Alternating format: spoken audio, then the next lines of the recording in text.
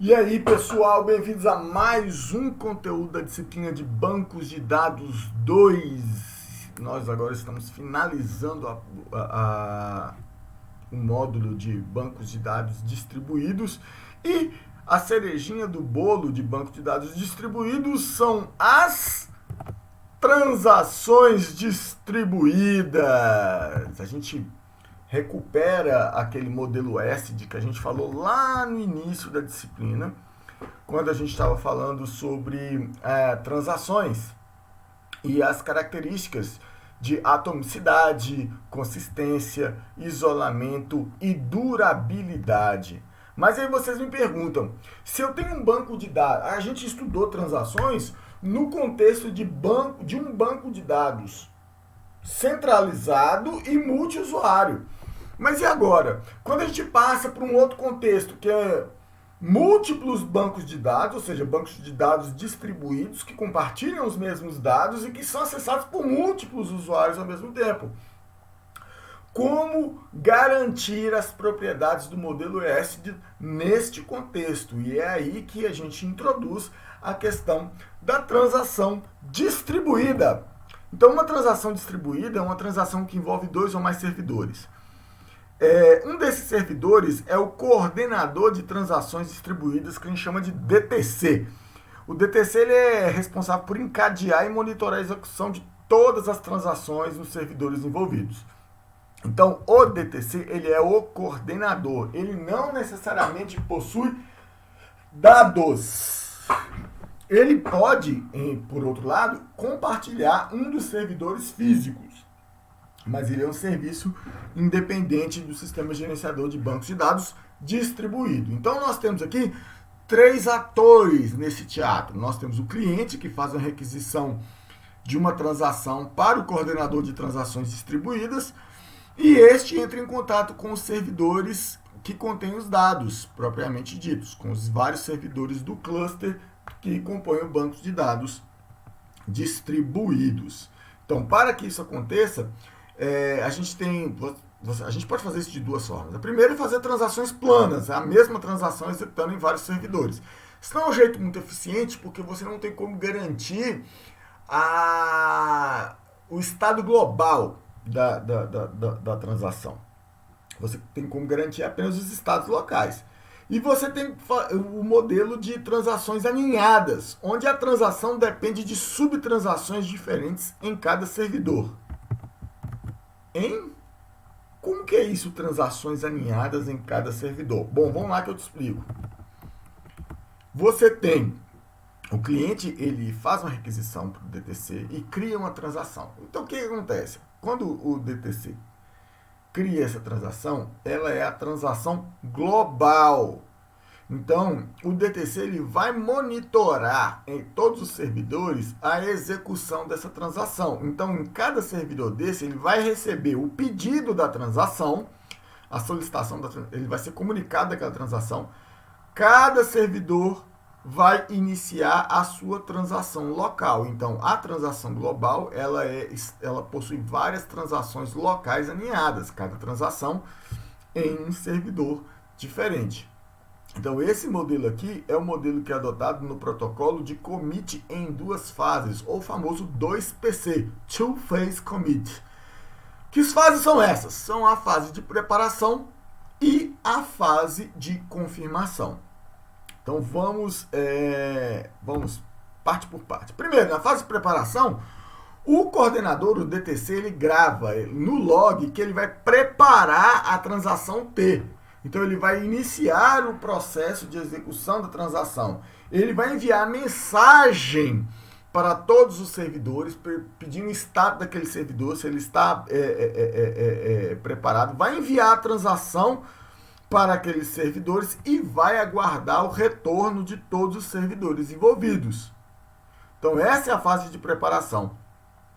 Então, cada servidor ele recebe a mensagem do status, né, do coordenador, executa a transação local e envia o status da transação local dele para o coordenador. Então, essa é a fase de preparação. Ou seja, o DTC inicia a transação, envia mensagens para todos os servidores pedindo o status daquele servidor e também comunicando que a transação vai começar. Aí, cada um daqueles servidores vai iniciar a sua transação local, executar a sua transação local. Bom, desse momento para frente, a gente tem a fase de confirmação. Então, vamos lá. Se todos os servidores envolvidos, eles retornarem ok, ou seja, a transação terminou com commit, deu tudo certo, ele vai comunicar o DTC que a transação foi ok. E aí isso aqui só vai acontecer se todos os servidores retornarem com sucesso. O coordenador vai gravar commit no log e vai enviar o comando para que todos os servidores commitem as transações localmente. Ou seja, ele vai confirmar. Até então, aquelas transações, elas tinham terminado a execução com sucesso, mas não tinham dado commit. Elas tinham dado o sinal de que dá para dar commit porque a transação terminou com sucesso. Mas eles ainda não commitaram a transação. Veja bem. Olha o processo que se dá. Vamos supor se tiver 1 milhão exagero. Se tiver 100 computadores no cluster, o DTC vai enviar mensagem para todos eles, esperarem que todos executem a transação localmente. Assim que todos terminarem de executar localmente, ele vai esperar que o retorno de todos os servidores. Depois que todo mundo confirmar, deu ok, aí ele vai mandar uma mensagem de volta para todos os servidores, autorizando eles darem commit definitivo na transação. Então fica todos se tiverem outras transações paradas, bloqueadas, esperando essa transação, ela tem que esperar todos os outros servidores terminarem antes de continuar. Então, uma vez que ele deu o commit, aí beleza, aí a transação termina com o commit e termina os bloqueios. Mas o que acontece se um único servidor, se pelo menos um servidor não conseguir concluir a transação com sucesso, ou se ele simplesmente não responder? Vamos supor que no meio dessa transação um dos servidores trave.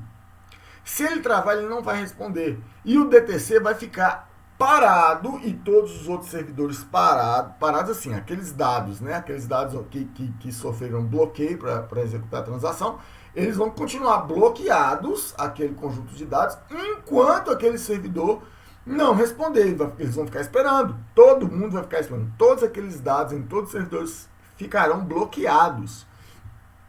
Depois de um determinado tempo, se aquele servidor não responder, aí o DTC vai falar assim, olha, eu vou dar timeout, cansei de esperar, vou partir do pressuposto que aquele servidor travou, que aquele servidor não vai responder mais, e eu vou considerar aquela transação que ele estava executando como uma transação que não obteve sucesso. Aí, neste caso, ele vai declarar que a transação global falhou. E todo mundo vai ter que dar rollback na transação. Então, se algum retornar que não conseguiu terminar a transação com sucesso ou que houve timeout, aí o coordenador vai gravar rollback no log para a transação global e vai mandar o comando de cancelar para todas as transações locais. E aí os servidores vão cancelar as transações localmente. Então, a fase de confirmação, ela termina com os servidores recebendo a mensagem de confirmação. E elas vão finalizar a transação local conforme indicado na mensagem, se é commit ou se foi rollback. Então vamos lá. Se depois de executadas as transações locais, o sinal for verde, ok, aí o DTC ele vai marcar no log que pode terminar a transação, vai enviar a mensagem para todos os servidores para confirmarem suas transações e, por fim, vai informar o cliente. Nós estamos pulando aqui uma parte muito importante, que esse protocolo 2PC, ele tem umas 20 fases, ele é muito complexo. Depois que o DTC envia a mensagem de confirmação para os servidores, eles vão cancelar essas transações locais, mas nesse processo de cancelação pode acontecer um erro. E aí, na hora de cancelar, na hora de confirmar a transação, ele retornar um erro, a transação ainda assim é cancelada globalmente em todos os lugares. Então, o protocolo 2PC ele é um protocolo muito criterioso, muito detalhado. Vamos ver o que acontece se, por outro lado, uma das transações lá der problema. Aí esse servidor ele vai mandar um não ok, um problema, um sinal de falha. Aí o DTC ele vai cancelar a transação, vai mandar um sinal, vai cancelar a transação global e mandar um sinal para que todos os servidores cancelem as suas transações locais. Por fim, vai comunicar que a transação não foi concluída para o cliente. Então, gente, o protocolo 2PC ele garante as propriedades S mesmo em um banco de dados distribuído. Ele exige a sincronicidade, significa que todo mundo vai ficar parado, todos os bancos de dados envolvidos, todos os servidores envolvidos, eles vão ter que esperar uns pelos outros. Então, a transação ela é síncrone. Então, dependendo da escala do banco de dados, esse protocolo de duas fases ele pode ser bem lento e custoso. Então, imagine um banco de dados que tem uma escala gigantesca de 200. Pensa aqui comigo num desses bancos de dados distribuídos da Google, da Amazon, que são bancos de dados que estão em data centers com centenas, talvez até milhares de servidores.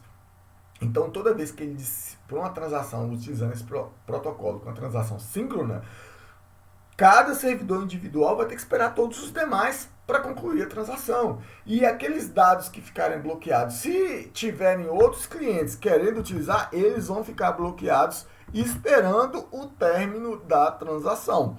Então, o protocolo 2PC, ele é um protocolo ele é um modelo que segue o modelo ACID, e ele é um modelo que privilegia a consistência e a segurança dos dados, mas ele é muito custoso computacionalmente, porque ele causa lentidão.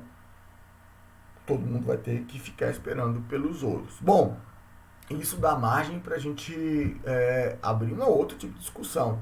E se eu não precisar de uma aplicação que exige esse nível de sincronicidade e de integridade e de sincronização dos dados? O que eu tenho que fazer? Eu só quero velocidade, não precisa a minha informação, o dado que eu armazeno no meu banco de dados, ele não é tão importante assim, tão valioso, ou pode ser até uma bobagem lá, mas eu quero que ele seja extremamente rápido. Eu aceito abrir mão desse rigor do ACID.